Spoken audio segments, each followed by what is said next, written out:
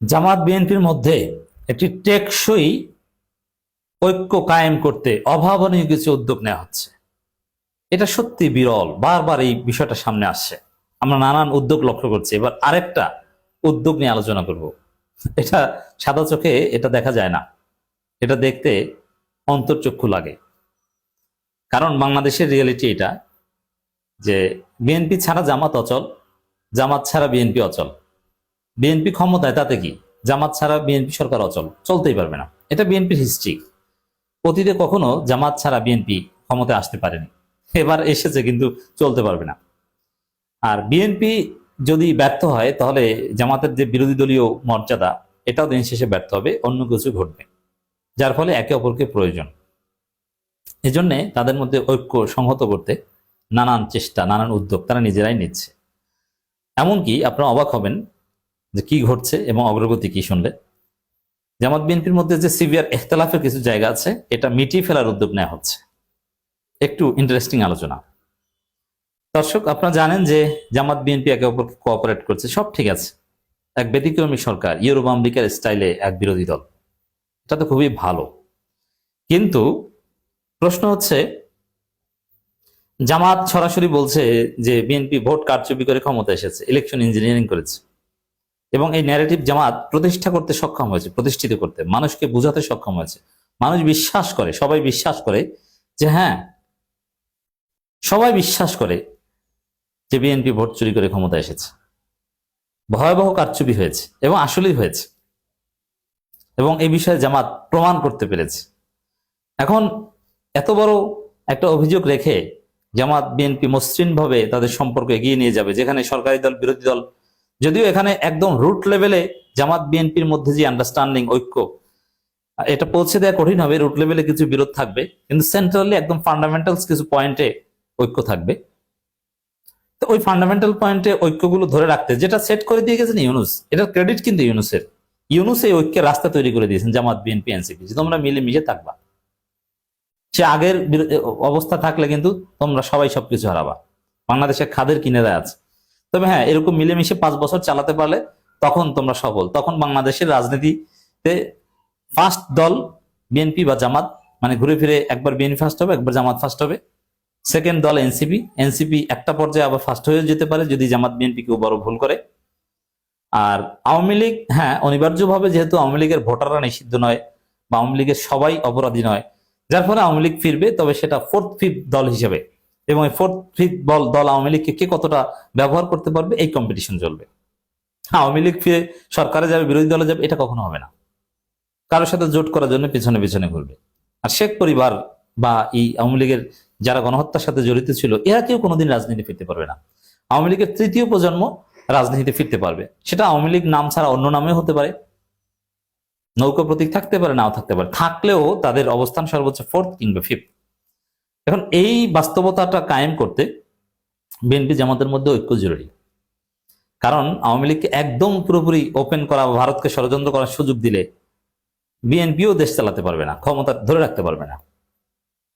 তো এই জায়গায় সিভিয়ার ইখতিলাফের যে জায়গাটা বিএনপি এবং জামাতের মধ্যে, জামাতের যে অভিযোগ, এবং এটা সত্য অভিযোগ যে ইলেকশন ইঞ্জিনিয়ারিং হয়েছে, এটা আবার জামাত যে চুপচাপ বসে থাকবে তা না, ফলাফল মেনে নিয়েছে, জামাত অনেক ছাড় দিয়েছে, কিন্তু ইঞ্জিনিয়ারিং হয়েছে সেটা একদম মেনে নিয়ে চুপ করে বসে থাকবো, জামাত আবার এত দুর্বল নয়, এতটা সমঝোতায় বিশ্বাসী নয়। মৌলিক জায়গায় এক, যে ভারতের আধিপত্যবাদ বিরোধী বা ভারতের সাথে সম্পর্ক রাখবে, তারপরও মৌলিক কিছু কিছু জায়গায় জামাত বিএনপি এক থাকবে, ওইরকম মারাত্মক বিরোধিতা, একে অপরের সাথে শত্রুতা করবে না। কিন্তু ইঞ্জিনিয়ারিং মেনে নিবে এটা তো না। কারণ এই জায়গায় জামাত সিরিয়াস হওয়ার পর ইউনূস সরকারেরও এক্ষেত্রে এখনো ভূমিকা রয়েছে। আমি জানি যে ইউনূস সরকার একটা ইতিহাস সৃষ্টি করে দিয়েছে, শতাব্দীর সেরা নির্বাচন করতে পেরেছে, কিন্তু ইলেকশন ইঞ্জিনিয়ারিং এর মাধ্যমে এই ক্রেডিট তছনছ হয়ে গেছে।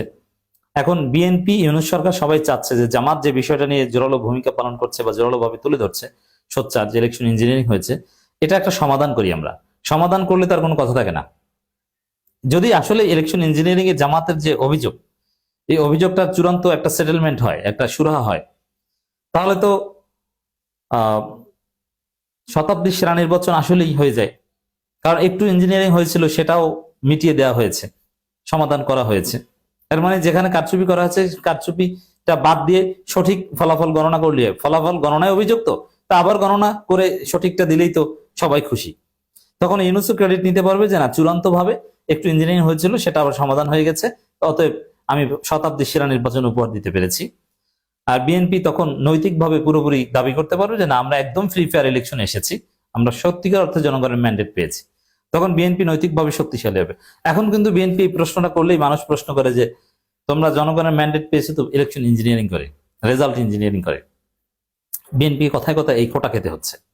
তো এই জায়গায় এই রেজাল্ট ইঞ্জিনিয়ারিং এর একটা সুরাহা ইউনূস সরকারের নির্দেশে বিএনপি সরকার করতে রাজি হয়েছে যে না ঠিক আছে, যে এবং জামাত যে ইঞ্জিনিয়ারিং অভিযোগ করছে, আসেন আমরা এটা একটা সমাধান করি।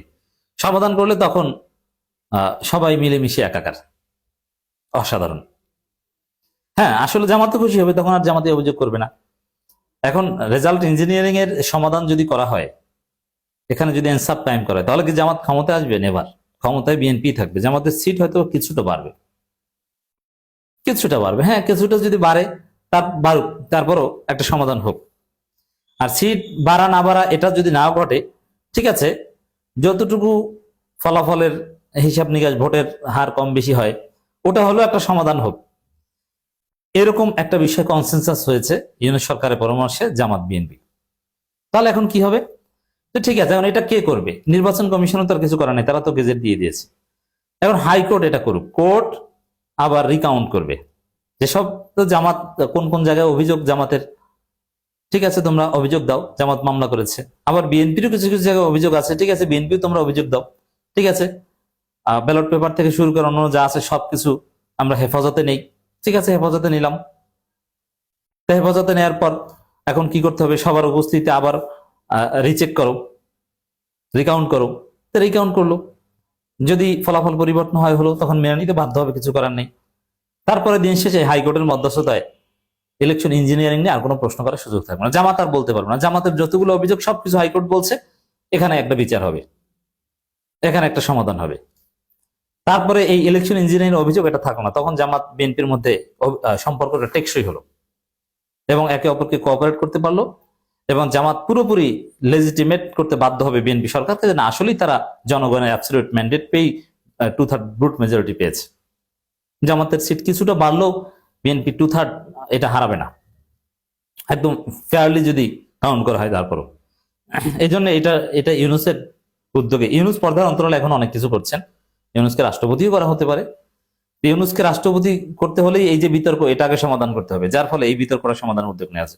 প্রথমে তিনটা আসনের যেসব জায়গায় জামাত হেরেছে, ঢাকা 4-7, ঢাকা 6-7 এবং গাইবান্ধা 4, হাইকোর্ট নির্দেশ দিয়েছে যে ব্যালট পেপার থেকে শুরু করে সমস্ত কাগজপত্র হাইকোর্টের হেফাজতে নিতে হবে। এরপরে জামাত জিতেছে এরকম কয়েক জায়গায়ও নির্দেশ দিয়েছে।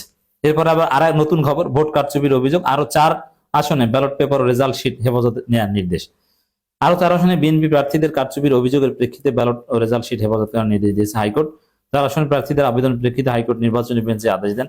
অভিযোগকারী বিএনপি 4 প্রার্থী হলেন কুড়িগ্রাম 2 আসনে সোহাইল হোসেন কায়কোবাদ, রংপুর 6 আসনে সাইফুল ইসলাম, রংপুর 4 আসনে ইমদাদুল হক, রাজশাহী 1 আসনে মোহাম্মদ শরীফ উদ্দিন। তো এখানে যেভাবে যাই করা হচ্ছে না কেন, মোটের উপর 7টি আসনের ক্ষেত্রে এটা হয়েছে। ঠিক আছে, কোর্ট সমাধান করুক।